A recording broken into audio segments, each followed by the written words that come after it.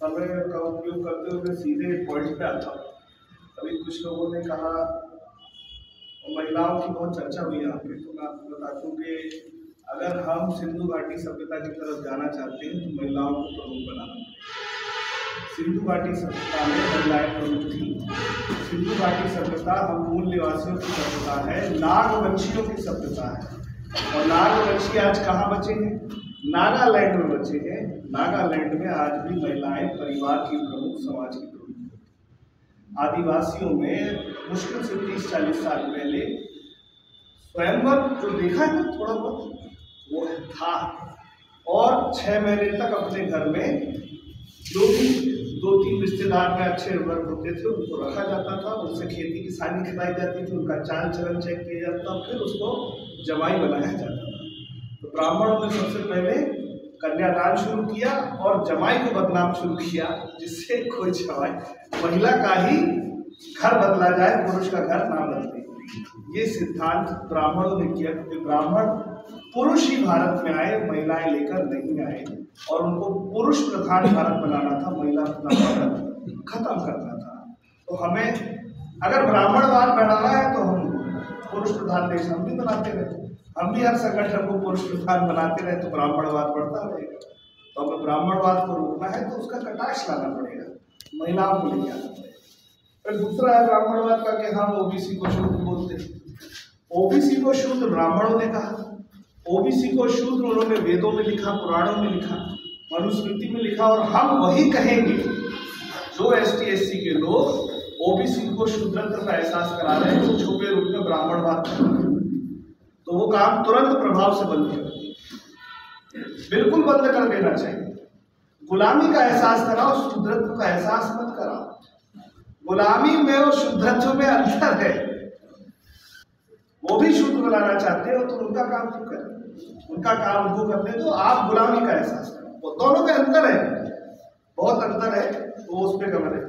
और ईवीएम पे मैं पॉइंट नंबर, ये पर्चा सबके पास है, इस पॉइंट में बहुत सारे 20 पॉइंट है, उनमें से 12 नंबर का पॉइंट, 14 नंबर का पॉइंट बहुत जरूरी है। इतनी सारी बातें मीडिया में चल रही हैं, चुनाव आयोग नियम का फॉलो कर रहा है, ये कर रहा है, वो कर रहा है, ईवीएम फोड़ना चुनाव का उल्लंघन है, ईवीएम फोड़ना संविधान का उल्लंघन है, सारी बातें हमको मीडिया से बताई जा रही है। तो संविधान का फॉलो करना ये चुनाव आयोग का भी तो कर्तव्य है। फ्री, फेयर एंड ट्रांसपेरेंट चुनाव कराना ये पहले चुनाव आयोग का कर्तव्य है, ये उसका बेसिक नियम है। अगर वो अपना नियम फॉलो नहीं कर रहा तो ऐसे चुनाव आयोग को जूता मारना चाहिए, और 10 जूता मारो और 1 गिनो। जो चुनाव आयोग संवैधानिक पदों का उसका उपयोग करने वाले लोगों में भ्रष्टाचार को स्थापित करता है, ऐसे चुनाव आयोग को जला देना चाहिए, उसके ऑफिस, उसकी मशीन जला देनी चाहिए। अभी अगर ईवीएम बैन हो जाती है, लोग बोल रहे नहीं होगी, मैं कहता हूं बैन भी हो जाती तो भी हम ईवीएम तोड़ेंगे। ईवीएम क्या है? ईवीएम हमारे लिए जहर है। घर में अगर पति पत्नी के बीच में लड़ाई है तो जहर रखते हैं क्या? घर में अगर बेटा बेटी है और उनके बीच में लड़ाई हो रही है तो जहर नहीं रखते, है ना? बहू और सास के बीच में लड़ाई है तो जहर नहीं रखते। क्यों? कभी भी कोई भी जहर खा सकता है ना? खा सकता है ना? तो ईवीएम भी वैसे ही है, भले बैन हो जाए उसको जलाना है, क्योंकि आज बैन हो गई, कल फिर लागू कोई कर देगा। तो ना बजेगी बांस, ना बजेगी बांसुरी। तो बांसुरी अगर बजना बंद भी हो जाए और तानपुरा बजना लगे तो भी बांसुरी को तोड़ेगी। समझ में आ रहा? तोड़ना है, कंप्लीट खात्मा करना है, तभी ईवीएम हटेगी, नहीं तो ईवीएम हटने वाली नहीं। कांग्रेस ईवीएम लाई थी, कांग्रेस ईवीएम हटाने वाली नहीं। बीजेपी ईवीएम का उपयोग कर रही, कांग्रेस ने लाइसेंस दिया तो बीजेपी हटाने वाली नहीं।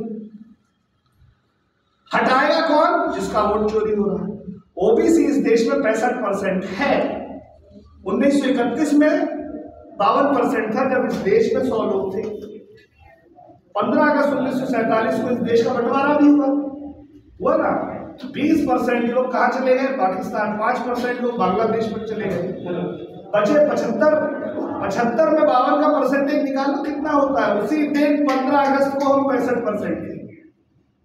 वो तो गिनती नहीं हो रही थी।